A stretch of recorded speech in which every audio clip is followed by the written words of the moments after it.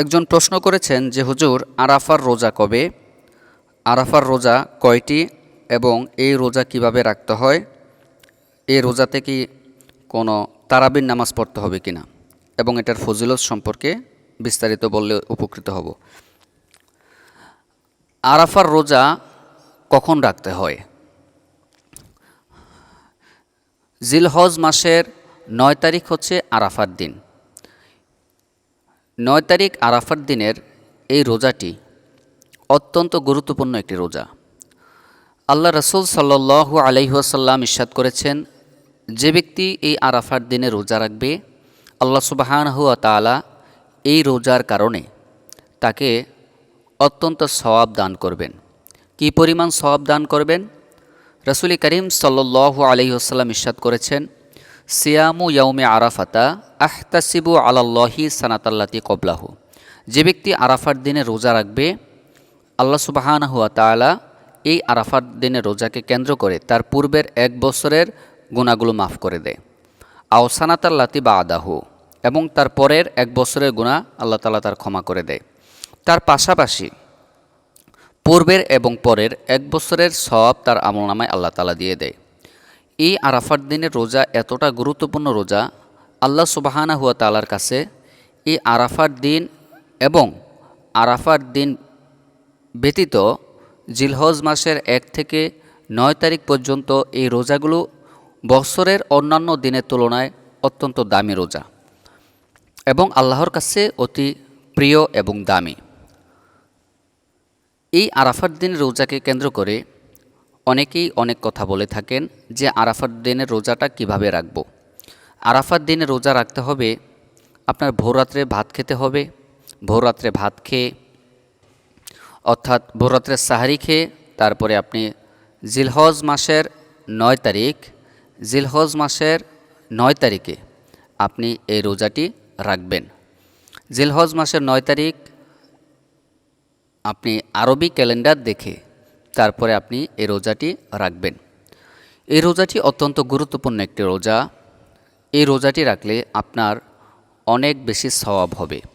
আর এই রোজাটি যখন আপনি রাখবেন, এই রোজা রাখার পরে আপনি যে কাজটি করবেন সেটা হচ্ছে, এই রোজার ক্ষেত্রে আপনার তারাবির নামাজ নেই। এই রোজাতে কি নেই? তারাবির নামাজ নেই। যেমন রমজান মাসে যখন আমরা রোজা রাখি, রমজান মাসের রোজাতে আমাদের তারাবির নামাজ থাকে, তারাবির নামাজ পড়তে হয়। কিন্তু আরাফার দিনের যে রোজাটা, এটার জন্য কোনো তারাবির নামাজ নেই। কিন্তু এই রোজাটা অত্যন্ত গুরুত্বপূর্ণ এবং ফজিলতপূর্ণ একটি রোজা। এই রোজা রাখার জন্য সাহাবায়ে কেরামদেরকে রাসূল করিম সাল্লাল্লাহু আলাইহি ওয়াসাল্লাম বিশেষভাবে উৎসাহ প্রদান করেছেন যে তোমরা জিলহজ মাস যখন আসবে, জিলহজ মাস আসলে ১ থেকে ১০ তারিখ পর্যন্ত বেশি বেশি করে তোমরা নেক আমল করো। বেশি বেশি করে রাসূল করিম সাল্লাল্লাহু আলাইহি ওয়াসাল্লাম নেক আমল করতেন এবং জিলহজ মাসের শুরু যখন হতো ১ থেকে ১০ তারিখ কোরবানি পর্যন্ত তিনি চুল, দাড়ি, নখ কাটতেন না। তার পাশাপাশি তিনি বেশি বেশি করে কিয়ামুল লাইল করতেন। রাত্রিবেলা তিনি তাহাজ্জুদের নামাজ পড়তেন, তারপরে তিনি জিকির আসকার করতেন, তাসবিহ তাহলিল পাঠ করতেন, কোরআনুল কারীম তেলাওয়াত করতেন। বেশি বেশি করে ইবাদত বন্দেগীতে তিনি মশগুল ছিলেন। এই আরাফার দিনেও রাসূল করিম সাল্লাল্লাহু আলাইহি ওয়াসাল্লাম বেশি বেশি করে ইস্তেগফার করার কথা বলেছেন এবং তার পাশাপাশি আপনি যে কাজটা করতে হবে সেটা হচ্ছে তাকবীরে তাশরিক। এই ব্যাপারে অনেকে প্রশ্ন করেছেন তাকবীরে তাশরিক কখন থেকে শুরু হবে। তাকবীরে তাশরিক শুরু হবে শুক্রবার ফজর থেকে, অর্থাৎ ৯ তারিখ আরাফার দিনে ফজর থেকে শুরু করে ১৩ তারিখ আসর পর্যন্ত, অর্থাৎ মঙ্গলবার আসর পর্যন্ত আপনার তাকবীরে তাশরিক বলতে হবে। তাকবীর তাশরিকটা হচ্ছে আল্লাহু আকবার, আল্লাহু আকবার, লা ইলাহা ইল্লাল্লাহু আল্লাহু আকবার ওয়ালিল্লাহিল হামদ। প্রত্যেক ফরজ সালাতের পরে একটু শব্দ করে, বেশি উচ্চ আওয়াজও নয়, একদম মনে মনেও নয়, একটু শব্দ করে আপনি তাকবীরে তাশরিকটি পাঠ করবেন প্রত্যেক ফরজ সালাতের পরে। এটা মনে রাখতে হবে, জিলহজ মাসের ৯ তারিখ ফজর থেকে, অর্থাৎ শুক্রবার ফজর থেকে আজকে তো বুধবার, আগামীকালকে বৃহস্পতিবার, পরশুদিন শুক্রবার। এই শুক্রবার ফজর থেকে শুরু করে ১৩ তারিখ মঙ্গলবার আসর পর্যন্ত আপনি তাকবীরে তাশরিক পাঠ করতে হবে। এই তাকবীরে তাশরিক পাঠ করা হচ্ছে আমাদের জন্য ওয়াজিব। তাকবীরে তাশরিক আপনি পড়বেন, এই তালবিয়া পাঠ করবেন, তাকবীরে তাশরিক পাঠ করবেন। এটা প্রত্যেকটা মুসলমান নর নারীর জন্য এটা হচ্ছে ওয়াজিব।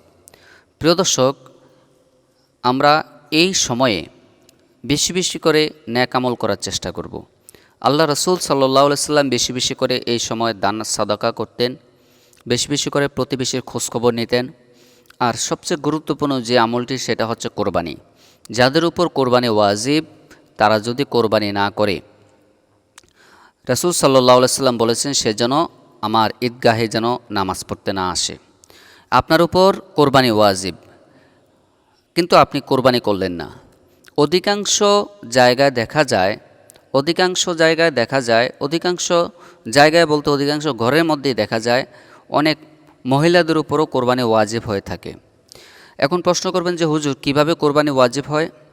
আমরা একটা জিনিস লক্ষ্য করলে বের করতে পারবো। যেমন কোরবানির নেসাব কি?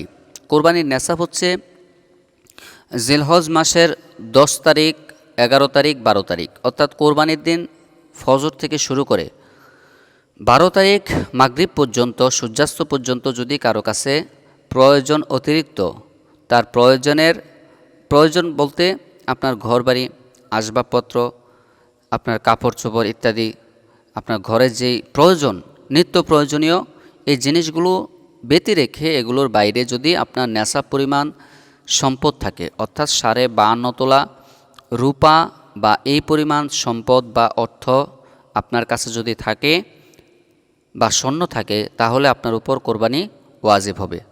যেমন অনেক মা বোনের কাছে যদি স্বর্ণ আছে মনে করেন ১ ভরি, শুধু স্বর্ণ ১ ভরি যদি থাকে তাহলে কিন্তু কোরবানি ওয়াজিব হবে না। মনে করেন স্বর্ণ আছে ১ ভরি বা হাফ ভরি, যতটুকু পরিমাণ স্বর্ণ আছে তার পাশাপাশি যদি কিছু পরিমাণ টাকা থাকে, এই দুইটা মিলিয়ে যদি আপনার মনে করেন যদি ১ লাখ টাকা হয়, এই বছর আপনার রূপার মূল্য বর্তমান মার্কেটে, বর্তমান বাজারে চলতেছে ৯২,০০০ টাকা, ৫.৫ তোলার দাম। ৫.৫ তোলার রূপার দাম ৯২,০০০ টাকা। যদি মনে করেন আপনার কাছে ১ লক্ষ টাকা থাকে, তাহলে আপনার উপরও কোরবানি ওয়াজিব। তেমনিভাবে আপনার সন্তানের কাছেও যদি থাকে, সন্তানের কাছেও যদি ১ লক্ষ টাকা পরিমাণ থাকে এই ৩ দিনে, তাহলে তার উপরও কোরবানি ওয়াজিব। এভাবে দেখা যায় ঘরের অনেকের উপর কোরবানি ওয়াজিব হয়ে থাকে। কিন্তু আমরা কোরবানি অনেকেই করি না। কোরবানি করে কিভাবে?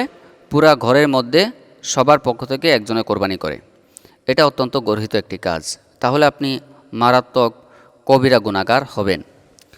দ্বিতীয় কথা হলো, কোরবানি করার ক্ষেত্রে আমরা যে ভুলগুলো করি, এই ভুলগুলো ইনশাল্লাহ আমি আপনাদেরকে স্টেপ বাই স্টেপ বর্ণনা করব। কোরবানির ক্ষেত্রে আমরা যে ভুলটা করি, কোরবানির মধ্যে আমরা সবচেয়ে বড় একটা ভুল করি, আপনি হাজার হাজার টাকা খরচ করে কোরবানি করলেন, ১ লাখ টাকা, ২ লাখ টাকা, ৩ লাখ টাকা দিয়ে গরু কিনলেন, কিংবা মহিষ কিনলেন, কিংবা যে কোনো পশু ক্রয় করলেন। পশু কেনার পরে আপনি বাজারে গেলেন পশু ক্রয় করার জন্য, কিন্তু আপনি হাসিল করলেন না। আপনি হাসিল যদি না করেন, অর্থাৎ যে ব্যক্তিরা ইজারা আনে, যে ব্যক্তিরা বাজারের ইজারা আনে, যারা তারা কষ্ট করে ইজারা আনলো, এত কষ্ট করে একটা বাজার মিলালো, কিন্তু আপনি হাসিল করলেন না। আপনার এই ১০০ টাকা, ২০০ টাকা, ৫০০ টাকা হাসিলের জন্য আপনার পুরো কোরবানিটাই নষ্ট হয়ে যাবে। আপনি কেন করলেন না এটা? আপনি টাকা বাঁচাইলেন, ওই দিক দিয়ে আপনি হাজার হাজার টাকা খরচ করে আপনি কোরবানি করলেন, কিন্তু এই দিক দিয়ে আপনি কি করলেন? হাসিল করলেন না।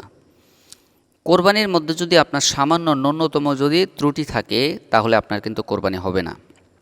এটা আপনার বিশেষভাবে লক্ষ্য রাখতে হবে।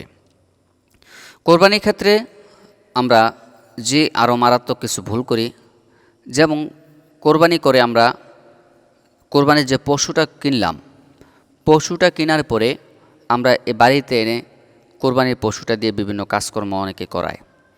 কোরবানির পশু দিয়ে কাজকর্ম করানো যাবে না। কোরবানির পশু দিয়ে কাজকর্ম করানো যাবে না। কোরবানির পশু দিয়ে যদি আপনি কাজ করেন তাহলে কিন্তু আপনার কোরবানি হবে না।